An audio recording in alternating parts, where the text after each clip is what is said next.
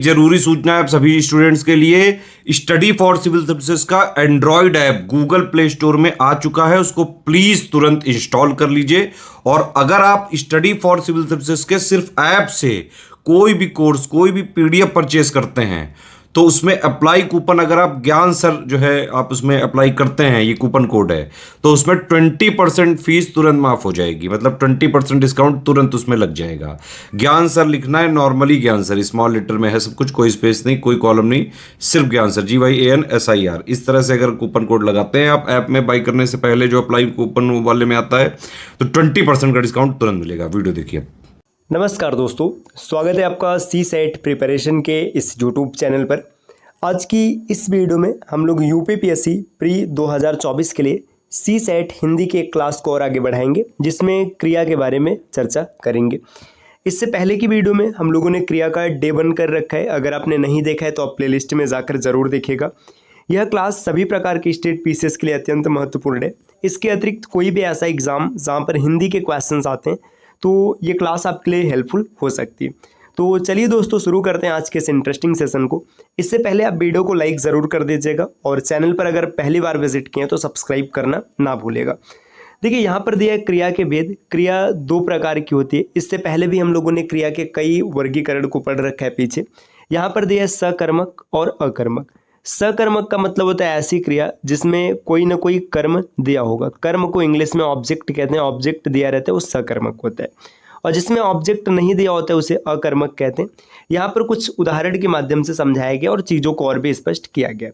देखिए, क्रिया दिया गया, अगर अकर्मक है तो इसकी बात करेंगे। और सकर्मक 2 प्रकार का हो सकता है, द्विकर्मक क्रिया और संयुक्त क्रिया। अब यहाँ पर सकर्मक क्रिया का डेफिनेशन लिखा गया है। सकर्मक क्रिया क्या होता है? जिस क्रिया के व्यापार का फल कर्म पर पड़ता है। मतलब कुल मिला जुलाकर ये कहा जा रहा है कि इसमें कर्म होता है, उसे सकर्मक क्रिया कहते हैं। यहाँ पर कुछ उदाहरण दिया गया, जैसे मंजुल आम खा रहा है। अब यहाँ पे ना चीज़ों को समझिए, जैसे खा रहा है ये तो क्रिया है। अगर क्वेश्चन किया जाए कि मंजुल खा रहा है तो आपके दिमाग में तुरंत क्वेश्चन आएगा क्या खा रहा है ना। जैसे आपके सामने मैंने एक टर्म बोला कि मंजुल खा रहा है, दिमाग में आएगा ना क्या खा रहा है। मैंने लिखा वह पढ़ रहा है, अब आपके दिमाग में आएगा क्या पढ़ रहा है ना।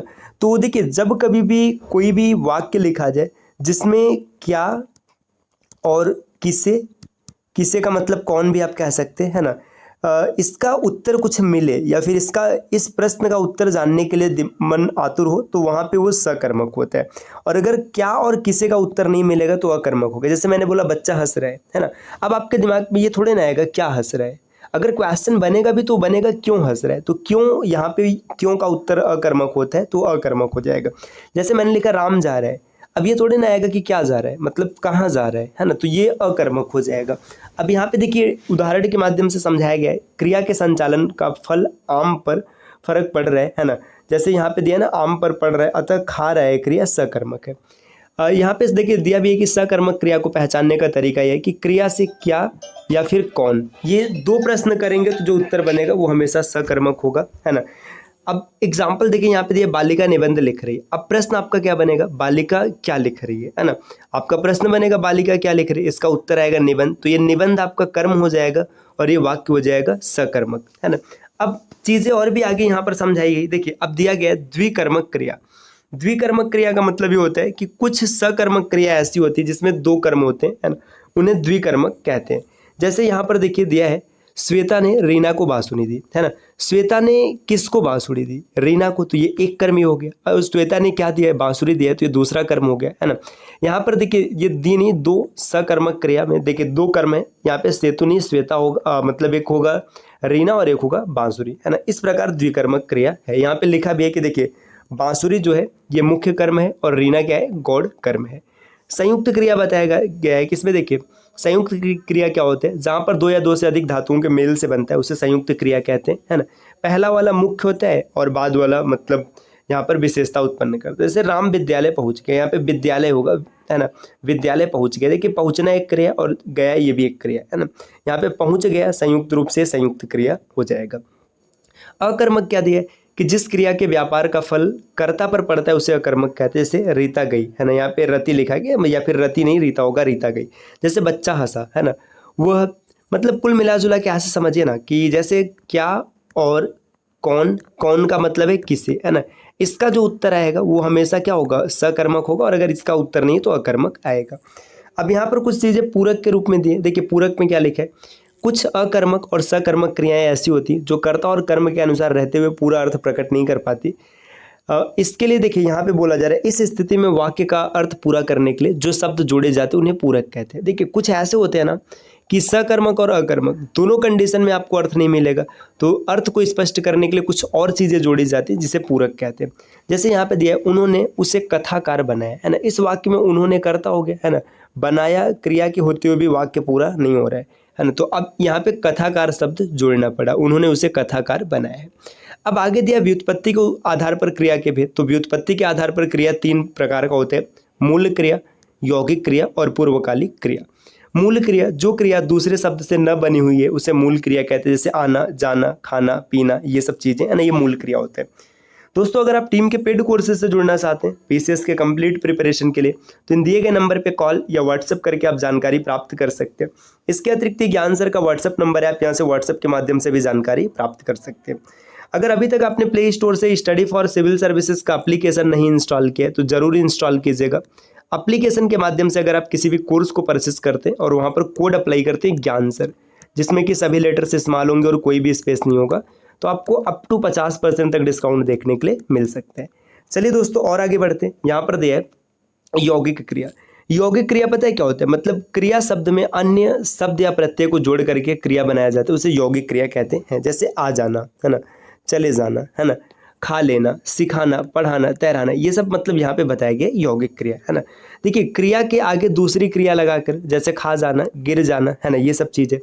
क्रिया के आगे आ या बा लगाकर, जैसे चलना, तैरना, लिखना, है ना, ये सब चीज़ हो गया। संज्ञा या विशेषण के आगे ना लगाकर, जैसे धिक्कार से बना है धिक्कारना, पुचकार से बना है पुचकारना, खरीद से बना है खरीदना। तो ये सब मतलब क्या होता है, यौगिक क्रिया होते हैं। यहाँ पर दिया पूर्वकालिक क्रिया। पूर्वकालिक क्रिया क्या होता है, जिस क्रिया का सिद्ध होना किसी दूसरी क्रिया के सिद्ध होने के पहले पाया जाए, जो लिंग, वचन और पुरुष के अनुसार प्रयुक्त न हो, उसे पूर्वकालिक क्रिया कहते हैं। जैसे गोलू पढ़कर सोती है, देखिए गोलू नाम की कोई लड़की ये पढ़कर तब सोती है, तो यहाँ पे पूर्वकालिक क्रिया है ना। यहाँ पढ़ने का कार्य सोने से पहले हो चुका है, तो ये पढ़कर क्या बोला जाएगा, पूर्वकालिक क्रिया होगा। अब यहाँ पर बताया गया क्रिया की अवस्था। देखिए क्रिया की सामान्यतः यहाँ पे 3 अवस्थाओं की चर्चा की गई है। एक है सामान्य अवस्था, दूसरा विधि अवस्था और तीसरा संभाव्य अवस्था। सामान्य अवस्था, इसमें यह बताया गया जिस क्रिया में से सामान्य अवस्था का बोध होता है या किसी विधान का निश्चय ज्ञात हो, उसे सामान्य क्रिया कहते हैं। जैसे दुर्गेश आया, है ना, यहाँ पे गुड़िया खेल रही, तो ये सब सामान्य क्रिया। आया या खेल रही सामान्य क्रिया है। विधि अवस्था, इसमें आज्ञा, प्रार्थना, प्रश्न आदि के भाव प्रकट होते हैं। जैसे तुम खाओ, है ना, आप मुझे 500 रुपये दीजिए, क्या मैं अंदर आऊँ, है ना, क्या हम यहाँ घूम सकते। तो ये इन सब में क्या होता है कि आज्ञा, प्रार्थना, प्रश्न, इन सब का बोध होता है। अब आगे बताया गया कि 2 प्रकार का होता है, एक होता है प्रत्यक्ष, दूसरा परोक्ष या अप्रत्यक्ष भी इसे कह सकते हैं।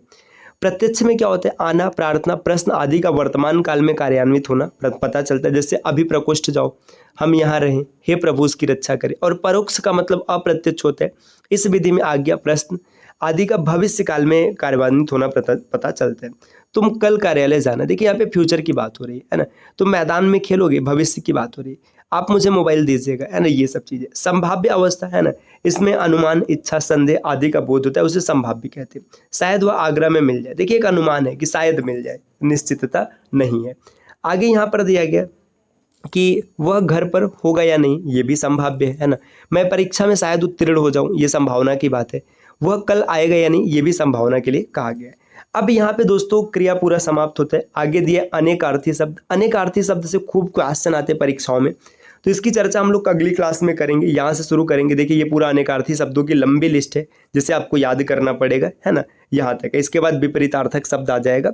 तो एक एक क्लास आपके लिए अत्यंत महत्वपूर्ण होने वाला है। अगर आप भी सी सेट से परेशान है, सी सेट को लेकर आपको डर लग रहा है, मन में कन्फ्यूज़न है कि सी सेट निकलेगा कि नहीं निकलेगा, तो इसके लिए कुछ नहीं करना है भाई, आपको सी सेट प्रिपरेशन के इस चैनल को सब्सक्राइब करना है, जहाँ से सी सेट की आप कंप्लीट प्रिपरेशन कर सकते हैं और सी सेट आसानी से क्लियर कर लेंगे, पेपर का लेवल चाहे जैसा बने। और अगर आप पीसीएस की कंप्लीट प्रिपरेशन करना चाहते हैं तो इसके लिए आप टीम के पेड कोर्सेज से जुड़ सकते हैं, जिसके लिए आपको इन दिए गए नंबर्स पे कॉल या व्हाट्सएप करके जानकारी प्राप्त कर लेना है।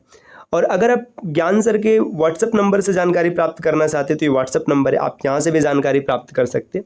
और प्ले स्टोर से स्टडी फॉर सिविल सर्विसेज का एप्लीकेशन इंस्टॉल करना ना भूलेगा। अगर एप्लीकेशन के माध्यम से आप किसी भी कोर्स को परचेस करते हैं तो आपको 50% का डिस्काउंट मिल सकता है। बस उसके लिए आपको एक कोड अप्लाई करना पड़ेगा, ज्ञान सर, जिसमें कि सभी लेटर्स इस्तेमाल होंगे और कोई भी स्पेस नहीं होगा। तो मिलते हैं दोस्तों आपसे अगले वीडियो में कुछ नए इन्फॉर्मेशन के साथ। तब तक के लिए नमस्कार।